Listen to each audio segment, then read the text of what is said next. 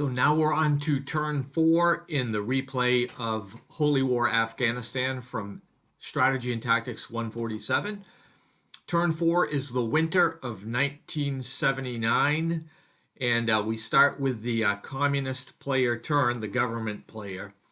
And the political landscape has changed somewhat, so now the Afghani government has a little bit of an advantage, and they receive 4 political chits. So they selected 2 agitation propaganda chits, a Soviet offensive, and a push-to faction chit. So the Soviet offensive chit is employed, and the Soviets receive the MVD brigade as a reinforcement. The government mobilizes forces, and 2 infantry divisions and a secret police task force are mobilized in Kabul.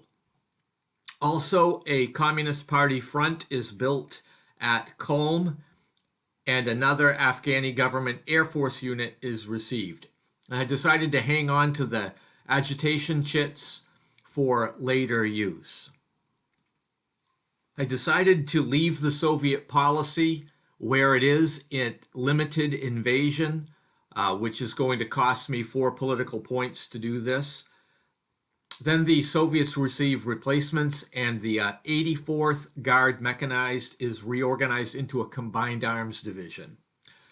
So during this period, the combined armed divisions represent units that have additional training with helicopter augmentation, which allows them advantages such as to enter into rough terrain. The government player decided to open an all-out air campaign against the resistance, and additionally there will be some attacks with the goal of reoccupying Kandahar and Mazar-i-Sharif. So I'm planning on using subversion when I can, if it's appropriate, especially against enemy units that are near Kabul. The Soviet Air Force opens up with a massive aerial campaign, and after the 3rd Air Unit is expended, the reliable cadre and the unreliable guerrilla units in Kash are eliminated. Another reliable guerrilla group was eliminated near Mazar-i-Sharif, and another reliable guerrilla unit near Sherburgan. So the Afghani Air Force is employed as well against the cadre just to the north of Sherburgan, and this has some success too. The tide seems to be turning a little bit with this additional military power. Then I get into some subversive attacks against the guerrillas in Mazar-i-Sharif, and the government unit expends an agitation propaganda chit, so the guerrilla unit that is there is reliable, but nonetheless it got neutralized. And so the city's population turns into support for the government, for the communists. Also near Kabul, another Communist Party force attempts another subversion against a resistance cadre nearby. So I have to expend an agitation chit, and the attack this time has no effect against that rebel cadre. Another Communist Party unit attempts the same attack, but this is without agitation propaganda chits, and it fails. Also, I tried to have a political unit attempting to subvert the town of Malmud-Araki, and this also fails, as well as all of the rest of the subversion attacks the government tried. Then the Soviet MVD brigade opens up military operations against the guerrillas just to the east of Herat, and the Soviets use the conventional table and win a tactical victory against these neutralized guerrilla forces there. The MVD uses the guerrilla table and gets a mobile warfare result, which it uses to run. Then the guerrillas end up staying in the city. A KGB unit picks up the cause at Mazar-i-Sharif, and after winning the intel war, the Soviets choose the guerrilla table but get no result. And then the counterattack by the guerrilla group has no effect either. Then the political forces to the east also attacked the city, and the secret police is supported by helicopters and decides to use the conventional combat results table but gets no effect. So the communist political force is lost to attrition. Then near Kabul, the secret police launch attacks against the rebel cadre, and the government unit uses the guerrilla combat results table and has close support from Afghan government helicopter units, and the resistance cadre is eliminated.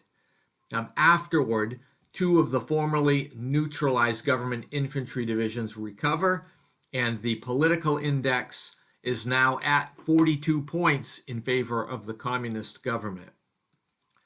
Then we go to the Afghan resistance players' turn, and due to the deteriorating political situation, the resistance only gets 2 political chits this time.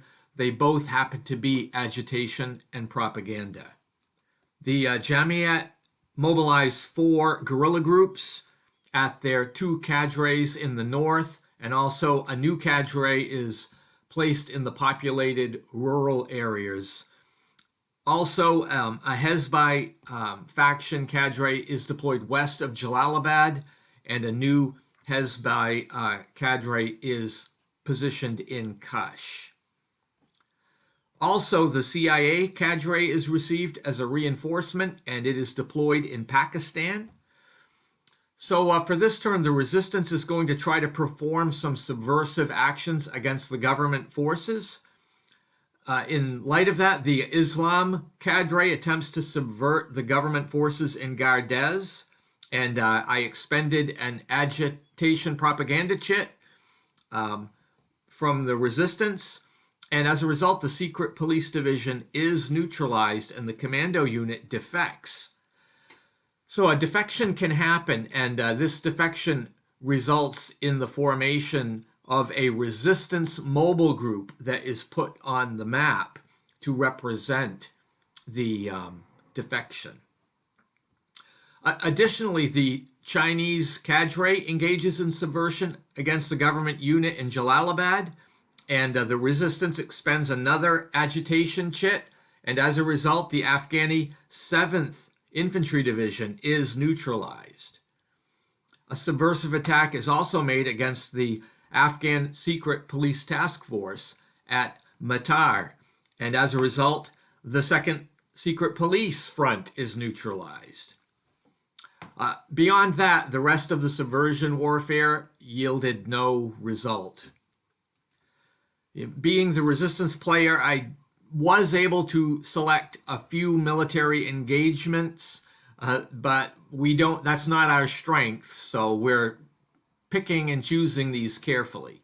So the Pakistani cadre attempted to engage the 4th Secret Police Division near Kandahar.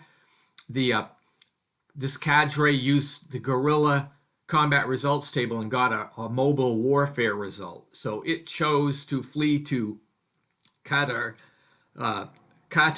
rather than face fire from the government force.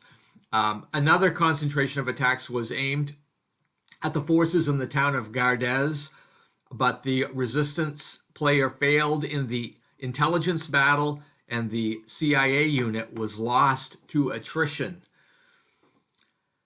A resistance mobile group also attacked the Afghani 15th Tank Division at the town of Barak, and the mobile group used the conventional combat results table, and thereby the 15th Tank Division is destroyed by attrition.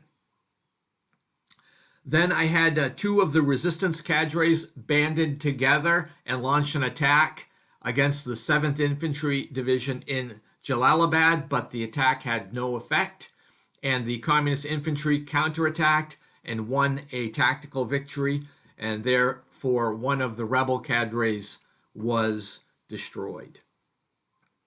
During the Jirga Loya stage, after all the shifts were made, the political index moves down to 38 in favor of the communist government. That brings turn 4 to a close the winter turn of 1979. Thank you for watching and have a great day.